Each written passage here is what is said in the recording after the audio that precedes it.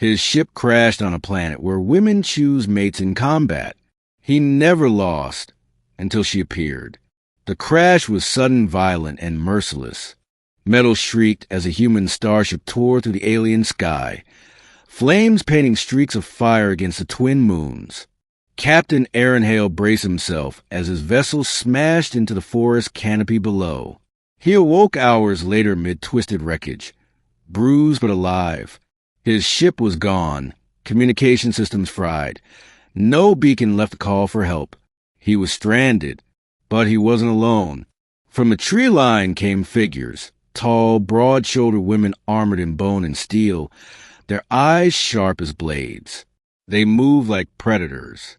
He reached instinctively for his sidearm, but they struck before he could raise it. When he woke again, he was chained to a stone pillar in a massive village plaza. The air was thick with the scent of wood smoke and iron.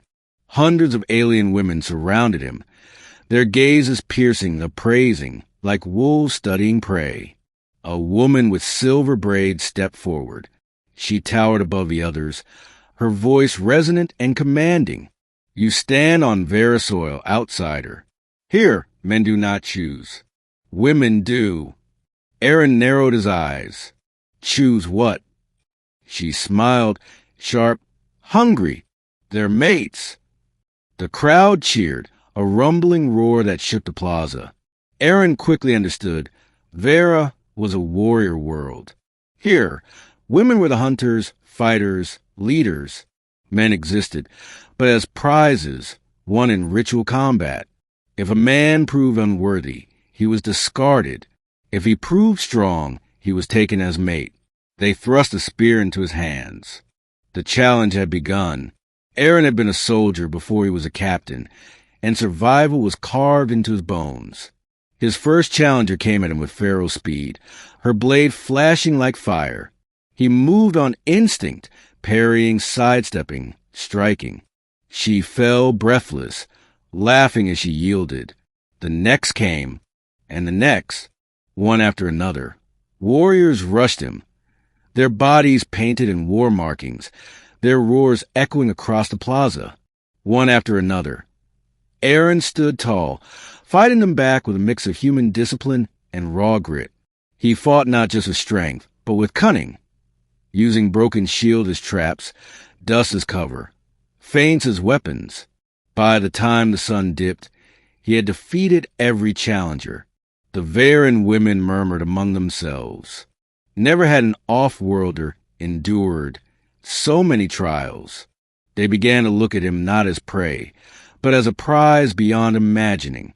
Then she appeared. Her name was Kayla. The crowd parted as she stepped forward, her armor glinting like obsidian, her hair braided with bones of conquered foes. Unlike the others, her expression carried no mirth, no mocking grin.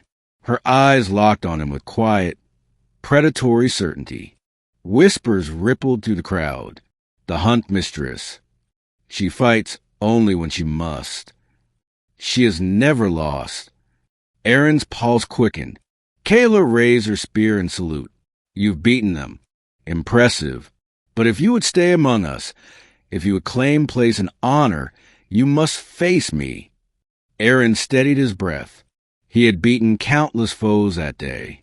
But something in her presence, her calm, lethal grace, told him this was no ordinary duel. The drums thundered. The crowd roared. The battle began. Kayla moved like lightning. Her spear lashed out, and for the first time that day, Aaron found himself pressed back. She didn't just attack. She read him, anticipated him, twisted every counter into a trap. He ducked under her strike, rolled, and swung the butt of his spear toward her ribs. She flowed around it, catching his weapon with hers, wrenching it free. The crowd erupted as his weapon spun away into the dirt. Aaron clenched his jaw. For the first time, he stood unarmed. Kayla circled him, eyes sharp. Yield, human. You've proven yourself. There is no shame. Aaron spat blood from a cut lip. Not in me. With a shout, he lunged barehanded. He caught her spear haft. yanking her closer. For a heartbeat, they struggled chest to chest, strength against strength. Her breath was hot against his cheek, her eyes wild. Then, with a twist of her hips, she sent him sprawling into the dust. The plaza shook with the roar of thousands. Aaron groaned, forcing himself up. His body screamed. He had fought too many battles today, bled too much. Yet still he stood. Kayla tilted her head. Why rise again? Because I don't know how to stay down, he growled. Something flickered in her gaze. Respect. They clashed once more. He moved with sheer desperation now, dodging, striking with fists, elbows, knees.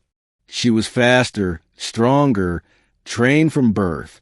But Aaron's ferocity drove her back a step, then another. At last, she caught him in her arms, twisting him to ground, her knee pressing against his chest, spear point at his throat. The plaza fell silent. Kayla's voice was low, almost reverent. No one has ever fought me this long.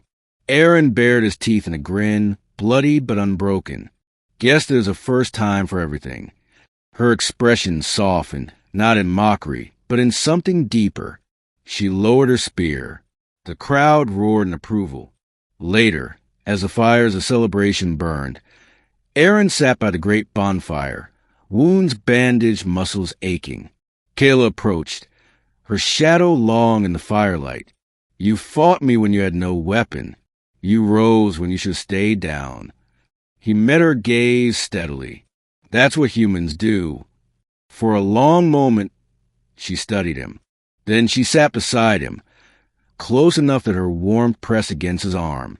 Then you are worthy, she said quietly. Not as prey, not as prize, as mate. The crowd song rose higher, their chants echoing across the night sky. Aaron smiled faintly. He had crashed here a stranger, an off-worlder doomed to be tested and discarded. But tonight, amid warriors and firelight, he had earned something else. Respect, belonging, and perhaps more.